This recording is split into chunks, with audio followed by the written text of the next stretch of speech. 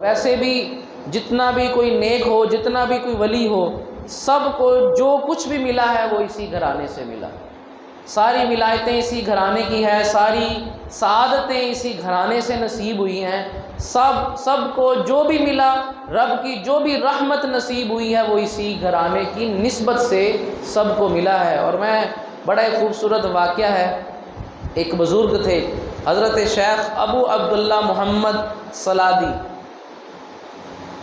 ابو عبداللہ محمد سلاوی۔ آپ کو کسی نے خواب میں دیکھا، خواب میں پوچھا کہ رب تعالیٰ نے آپ کے ساتھ کیا معاملہ کیا ہے، قبر میں پہنچے ہیں مر کے، کیا معاملہ ہوا؟ اور اکثر آپ نے سنا ہوگا کہ بزرگان دین کے بارے میں ایسے کئی واقعات موجود ہیں کہ ان کی وفات کے بعد جب بھی کسی کو خواب میں ملے تو سوال یہی ہوتا ہے کہ اللہ نے کیا سلوک کیا۔ کیوں؟ ہر بندے کو اپنی قبر کی بڑی فکر ہوتی ہے کہ یہ اللہ کے نیک بندے تھے، ہم دنیا میں ان کو اچھا سمجھتے تھے، ان سے تو پوچھیں کہ ان کے ساتھ کیا معاملہ پیش آیا، اگر کوئی ایسا کام بتائیں ہمیں کہ جس کی وجہ سے اللہ نے ان پر رحمت کی ہے، ہم بھی وہ کام اپنائیں۔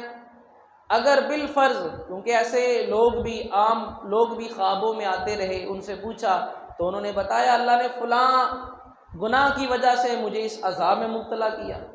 تو یہ اللہ والوں کی عادت تھی کہ جب بھی کوئی خواب میں ان کو ملتا تو یہ بھی اللہ کی ایک رحمت ہوتی ہے کہ رب تعالیٰ خواب کے ذریعے سے کسی کی رہنمائی کر دے۔ تو کہتے ہیں کہ ان سے پوچھا گیا کہ اللہ نے آپ سے کیا سلوک کیا؟ انہوں نے آگے سے جواب یہ دیا میرے رب نے مجھے بخش دیا۔ اب سوال کیا کیا؟ پوچھا مغفرت کا سبب کیا بنا؟ اللہ نے آپ کی بخشش کس وجہ سے کی؟ بڑے نیک تھے، نمازیں کام آ گئی، حج کام آ گیا، صدقات و خیرات کام آ گئے، ذکر و اذکار کام آیا، کون سی چیز ایسی تھی کہ جو سب سے بڑھ کر آپ کی بخشش کا سبب بنی؟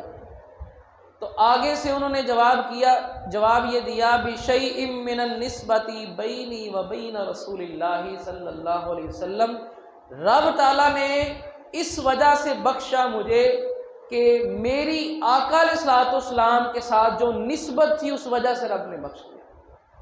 اب وہ نسبت کیسی تھی؟ سوال کرنے والے نے سوال یہ کیا، پوچھا آپ سادات میں سے ہیں، کیا آپ سید تھے؟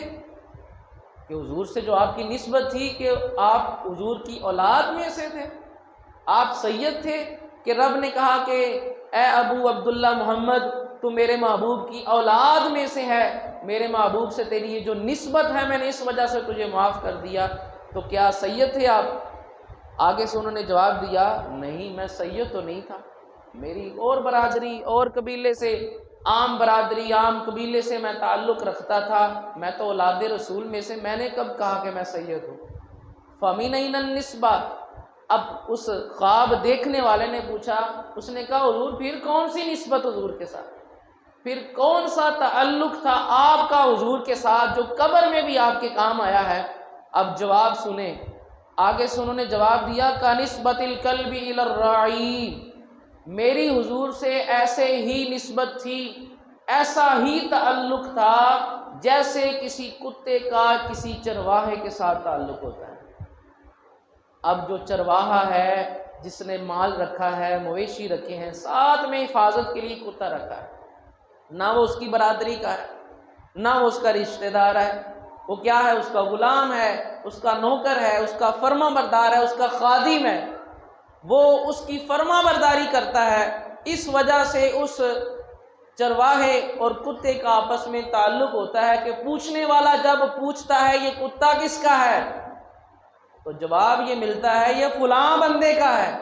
یہ جو صرف نسبت تھی جو کسی ایک عام کتے کو کسی اپنے چرواہے اپنے مالک کے ساتھ ہوتی ہے، مجھے بھی حضور سے ایسی ہی نسبت تھی، اللہ نے اس نسبت کے صدقے مجھے معاف کر دیا۔ کوئی سادات میں سے نہیں تھا، میں سید نہیں تھا، بڑے اعلیٰ خاندان سے نہیں تھا۔ اور اس پر بھی قرآن کی وہ آیت، وہ واقعہ جو آج کے دن کا جمعۃ المبارک میں جس سورت کو پڑھنے کی برکت ہے، سورہ کہف، آقا علیہ الصلوۃ والسلام نے فرمایا جو ہر جمعے پڑھتا ہے، اس جمعے پڑھے گا اگلے جمعے تک یہ سورت اس کے لیے نور ہوگی۔ اسی سورت میں آپ نے پڑھا ہے واقعہ اصحاب کہف کا۔ ایمان بچانے کے لیے وہ چند نوجوان نکلے، ایمان بچانے کے لیے جا رہے تھے۔ رستے میں ایک شخص چرواہا بکریاں چرا رہا تھا، ساتھ اس کے کتا بھی تھا۔ اب اس نے پوچھا اللہ والوں کہاں جا رہے ہو؟ اس نے کہا اس بادشاہ سے اپنا ایمان بچانے کے لیے ہم یہ بستی چھوڑ کر جا رہے ہیں۔ اس نے اب یہ آپ اندازہ کریں، وہ چرواہا اپنا مال وہیں چھوڑ کر اس نے کہا مجھے بھی ساتھ لیتے چلو۔ اب وہ چرواہا کتا تو اس نے ان بھیڑ بکریوں کے لیے رکھا تھا، لیکن اس کتے کو بھی پتا تھا یہ بھیڑ بکریاں میرا مالک نہیں ہے، مالک تو یہ ہے۔ اب وہ ساتھ چل دیا، کتا بھی اسی کے ساتھ چل دیا۔ کتے نے کہا میں نے بھی مالک کے ساتھ ہی جانا ہے۔ اب قرآن مجید میں رب تعالیٰ نے فرمایا وَقَلْبُهُ بَاسِطٌ ذِرَاعَيْهِ بِالْوَصِيدِ، اللہ والے غار میں سو رہے ہیں، کتا ان کی رکھوالی کرنے کے لیے اپنے پاؤں اپنے ہاتھ دروازے پر پھیلا کر وہ بھی سویا ہوا ہے۔ 309 سال وہ بھی سوتے رہے، اللہ کی رحمت سے وہ کتا بھی سوتا رہا، اللہ والوں کی نسبت کی وجہ سے۔ نہ تو وہ مومن تھا، کتے سے تو نہیں قیامت کے دن پوچھا جائے گا مومن تھا کہ کافر تھا، نہ ہی اس کی کوئی برادری تھی، وہ تو ایک جانور ہے، وہ تو مکلف بھی نہیں ہے، اس کو تو رب نے شریعت کا ایمان کا مکلف بھی نہیں بنایا۔ اللہ والوں کی نسبت سے وہ اللہ والے 309 سال زندہ بھی رہے، سوتے بھی رہے، اللہ کی رحمت سے ان کی نسبت کی وجہ سے وہ کتا بھی وہاں سوتا رہا، کتا بھی نہیں مرا، کتا بھی 309 سال میں بوڑھا بھی نہیں ہوا، وہ بھی ان کی طرح ویسے ہی اپنی اسی عمر میں باقی رہا۔ تو کہنے کا مطلب کیا ہے، اللہ والوں کی جو نسبت ہوتی ہے وہ انسان کو ضرور فائدہ دیتی ہے، اور پھر نسبت بھی اس کی ہو جس کے ساتھ تعلق کی وجہ سے کوئی اللہ والا بنتا ہے۔ جس کا حضور سے تعلق نہیں ہے، جس کا حضور کی آل سے تعلق نہیں ہے، ساری زندگی 500 حج بھی کر لے وہ اللہ والا نہیں بن سکتا۔